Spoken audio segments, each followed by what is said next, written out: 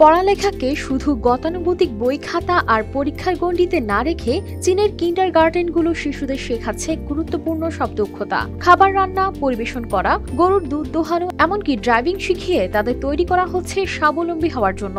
শরীর চর্চা আর খেলাধুলার মাধ্যমে তারা শিখছে সুস্থ জীবনযাপনের কৌশল। যেখানে কোনো কোনো শিশু পড়ালেখাকে ভীতিকর মনে করে, সেখানে বাস্তব জীবনের কর্মকাণ্ডের মাধ্যমে শিশুদের শেখানো হচ্ছে জীবন করার আসল পাঠ, যা দিয়ে আগামীর বিশ্বকেই গড়তে চায় চীন।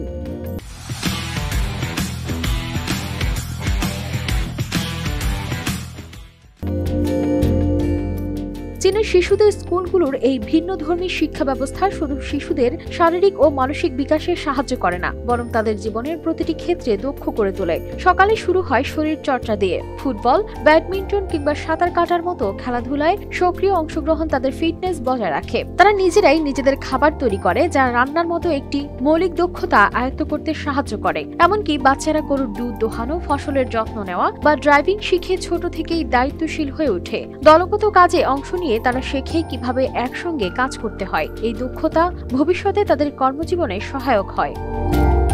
এত কিছুর পাশাপাশি চীনের স্কুলগুলোতে সৃজনশীল কার্যক্রমও বড় ভূমিকা পালন করে। বাচ্চাদের আঁকাআঁকি, গানে অংশগ্রহণ কিংবা অভিনয়ের মতো কাজগুলোতে উৎসাহ দেওয়া হয়। এর ফলে তাদের কল্পনা শক্তি ও সৃজনশীলতাও বাড়ে। চীনের এই বিশেষ শিক্ষা পদ্ধতি শুধু পড়াশোনায় সীমাবদ্ধ নয়, শিশুদের শেখানো হয় বাস্তব জীবনের সমস্যাগুলো সমাধানের উপায়। শিশুদের দলগতভাবে কাজ দেওয়া হয়, যেখানে তারা একে অপরকে সহযোগিতা করে প্রকল্পটি সফলভাবে শেষ করে।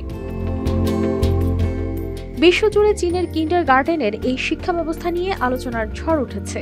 অনেক দেশই ভাবছে শিক্ষা ব্যবস্থায় এই ধরনের কার্যক্রম যুক্ত করার, কারণ এই পদ্ধতি ছোট বয়স থেকেই শিশুদের মানসিক ও শারীরিকভাবে শক্তিশালী করে তোলে।